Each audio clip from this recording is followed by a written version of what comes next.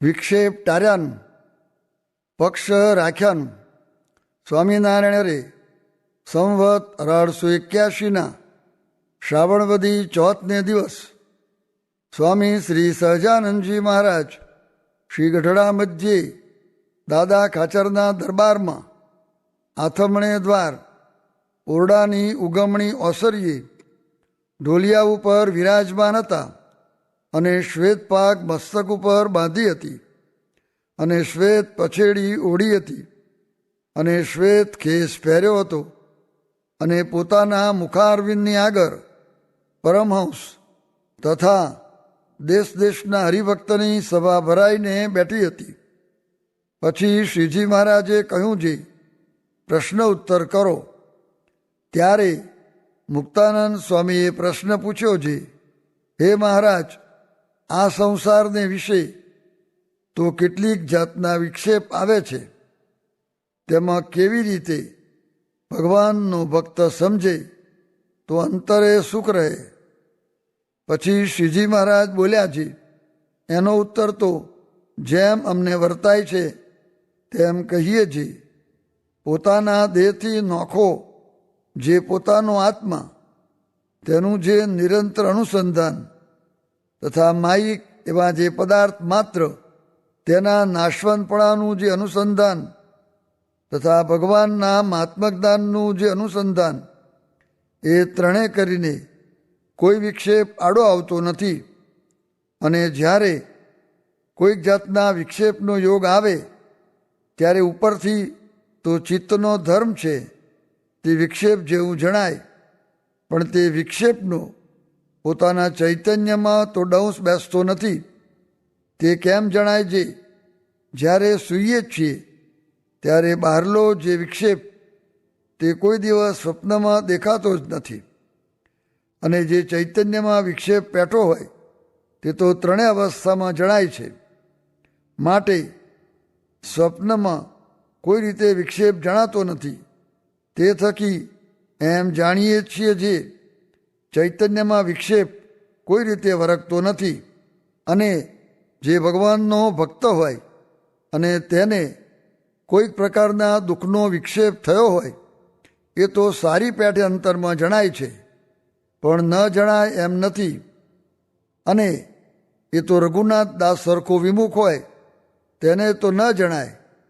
તે જ્યારે રામાનંદ સ્વામીએ દેહ મૂક્યો અને સર્વે સત્સંગી રોવા લાગ્યા ત્યારે પણ રઘુનાથ દાસને તો જરાય શોક થયો નહીં, અને હસતો જાય અને બીજાને આગળ વાત કરતો જાય.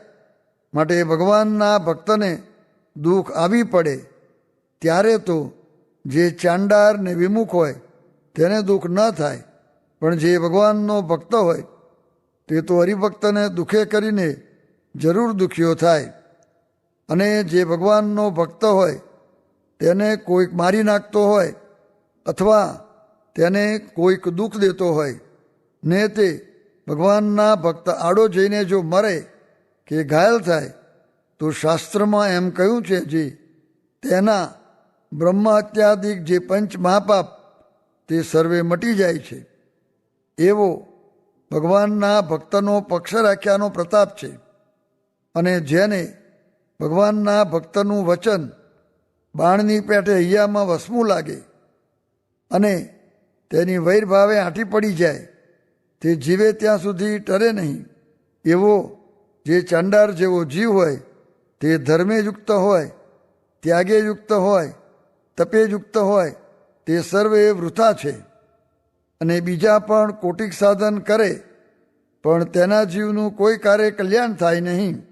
અને આ સંસારને વિશે જેમ કોઈ સ્ત્રી હોય તે પોતાના પતિ ઉપર ને બીજા પુરુષ ઉપર સરખું એત રાખે તે વેશ્યા સરખી ભૂડી કહેવાય, તેમ આ સંસારને વિશે જે એવો પુરુષ હોય જે આપણે તો બધાય સાધુ સરખા છે કેને સારો નરસો કહીએ તો તે સત્સંગી કહેવાતો હોય તો પણ તેને વિમુખ જાણવો.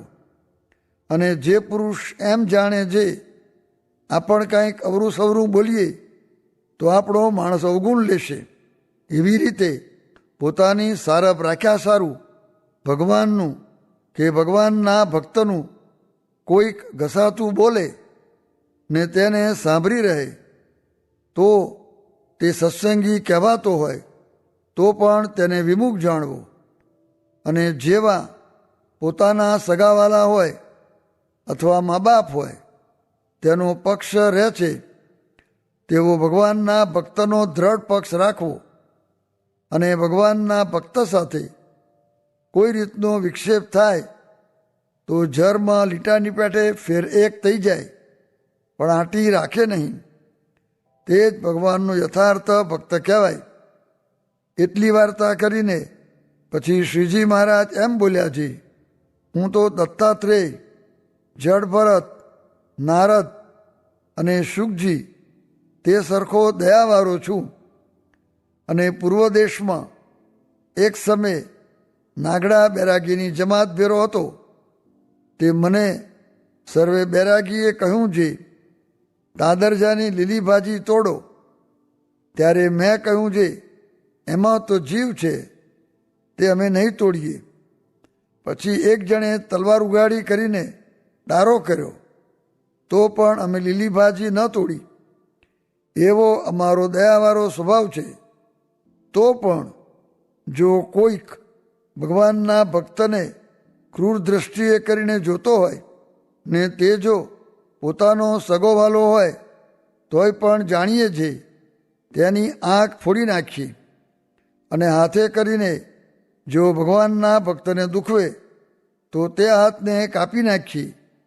એવો તેનો અભાવ આવે છે પણ ત્યાં દયા નથી રહેતી. અને એવો જેને ભગવાનનો અને ભગવાનના ભક્તનો પક્ષ હોય તેને જ ભગવાનનો પૂરો ભક્ત કહેવાય. ઇતિ વચનામૃતમ. એવી રીતે ગઢડા મધ્ય પ્રકરણનું 60મું વચનામૃત જે તે થયું. જેમ નાતનો, નામનો ને ગામનો નિશ્ચય થયો છે તેમજ એવો અભ્યાસ કરે જે હું આત્મા છું, બ્રહ્મ છું, સુખરૂપ છું ને ભગવાનનો ભક્ત છું, પણ દેહ તે હું નહીં, એમ કરે તો તે પણ થાય ને આ દેહ આપણને નિત્ય નરક ચૂંથાવે છે. એથી ભૂંડું શું, પણ જ્ઞાન વિના તેની ગમ નથી. સ્વામિનારાયણ અરે સ્વામીએ વાત કરી જે સુલભા હતી તે સમાધિવાળી હતી, તે પરકાયામાં પ્રવેશ કરતી એવી હતી. પણ વનમાં ગઈ ત્યાં સારું દેખીને એમ થયું જે કોઈ પુરુષ હોય તો રમીએ. હરે સ્વામીએ વાત કરી જે જેના અહીંયામાં જગત પ્રધાન હોય તે બીજાના અહીંયામાંથી જગત શું કાઢશે, નહીં જ કાઢે. ને ત્યાગી કે ગ્રહસ્થ હોય પણ પોતાની સમજણ પ્રમાણે બીજાને સમજાવે ને સૌને એમ છે જે મારા જેવું સમજે તો ઠીક. સ્વામિનારાયણ હરે સ્વામીએ વાત કરી જે બોટાદ જતા રસ્તામાં વાત કરી જે જેને સુખ્યું રહેવું હોય તેને પોતાથી દુખ્યા હોય તેને સંભાળવા, પણ પોતાથી સુખ્યા હોય તેના સામું જોવું નહીં. કેમ જે સુખ તો પ્રારબ્ધને અનુસારે મળ્યું છે. સ્વામિનારાયણ હરે સ્વામીએ વાત કરી જે વિષય ન ભોગવે તો ચિંતવન થાય ને બહુ બળ થાય તો ભોગવવું, પણ અંતે ન ભોગવવું ને મૂકવું એ જ સિદ્ધાંત છે.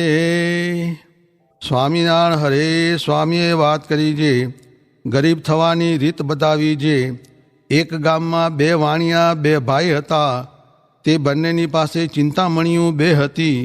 તે રાજાને ખબર પડવાથી રાજાએ લશ્કર મોકલી વાણિયાને જીતીને ચિંતામણી એક ભાઈ પાસેથી લઈ લીધી. પછી બીજો ભાઈ હતો તે ગરીબ થઈ ફાટેલા ચિથરા પહેરી ભેટમાં ચિંતામણી રાખી માગી ખાતો ગરીબ થઈને નીકળી ગયો તો ચિંતામણી રહી. તેમ આપણે ગરીબ થઈને ચિંતામણી સાચવી રાખવી. સ્વામિનારાયણ હરે સ્વામીએ વાત કરી જે જ્ઞાન પ્રલય કરવો તેથી કોઈ મોટી વાત નથી. માટે જ્ઞાન પ્રલય કરવો, જેટલો જ્ઞાન પ્રલય કર્યો તેટલો માયાથી મુકાણો. ને તેમ કર્યા વિના મોટાઈ તો મળે પણ માયાથી મુકાય નહીં. જ્ઞાન પ્રલય તે શું છે? પ્રકૃતિનું કાર્ય માત્ર હૈયામાંથી કાઢી નાખી ભ્રમરૂપ થવું, ગુણાતીત થવું, પછી કાંઈ કરવું રહે નહીં. ને મહારાજનો સિદ્ધાંત પણ એમ જ છે. સ્વામિનારાયણ હરે સ્વામીએ વાત કરી જે લોઢાની લાકડાની, પથ્થરની ને સોનાની એ બેડીઓ કોઈ કાળે ભાંગીને ટળી જાય, પણ પંચવિષયના પાસલારૂપી બેડી ટળે તેવી નથી. ને અગ્નિ તથા સૂર્યનો અગ્નિ તથા જઠરાગ્નિ તથા પ્રલયકાળનો અગ્નિ તથા મહાપ્રલયનો અગ્નિ તેણે કરીને પણ વાસના બળી નથી. ને મોટા મોટા ઋષિઓએ 60,000 વર્ષ તપ કર્યું તથા દેહ ઉપર તો રાફડા થઈ ગયા, પણ વાસના બળી નથી. એવી જે વાસના એ તો જ્ઞાન પ્રલય કરીને બળે છે. ને ભગવાનની મૂર્તિનું ધ્યાન ને આજ્ઞા તેણે કરીને વાસના લિંગદેહનો નાશ થઈ જાય છે. આટલી વાત 100 જન્મે કરીને કહેવાય નહીં ને સમજાય નહીં એવી છે. સ્વામિનારાયણ હરે. સ્વામીએ વાત કરી જે વિદ્યા ભણાવવી તે બુદ્ધિ આવવા વાસ્તે તથા સત્સંગમાં રહેવા વાસ્તે ને આવરદા કાપવા વાસ્તે છે. સ્વામિનારાયણ હરે. સ્વામીએ વાત કરી જે આ દેહ જેવું તો કોઈ વાલું જ નથી. તે ખૂણે જઈને સુવાડી મૂકે, પછી કોઈક દ્રવ્ય લઈ જાય, લુગડા આદિ પદાર્થ લઈ જાય, અરે માથું પણ કાપી જાય તો પણ ખબર પડતી નથી. એમ દેહ સારું થાય છે. તે દેહનું જે પોષણ કરે તેમાં ને જે દેહની શુશ્રૂષા કરે તેમાં હેત થયા વગર રહે જ કેમ? ને દેહ તો કાલ પડી જશે, માટે એથી નોખું પડવું. પછી જેનું રે મન વન વાંચતું અતિ રહેતા ઉદાસજી, તેરે તાક્યા વસ્તીએ વસવા બાંધી સૌ સંગે આશજી. જેને રે ગમતી જીરણ કંથા જેવું તેવું જળ ઠામજી. તેણે રંગ્યા રૂડા તુંબડા ગમતા માગે વસ્ત્ર ગામો ગામજી. એ બોલ્યા. ને બીજું શિષ્યનું પણ એવું છે. પોતાનો પરિવાર પર હરી ચાલ્યો એકીલો આપજી. તેણે રે કર્યો સ્નેહ શિષ્ય શું લીધો પરનો સંતાપજી. તે શિષ્ય સારું વાંસે જાય છે. તે શિષ્ય જાય તો એવું થાય છે, માટે જ્ઞાન શીખવો.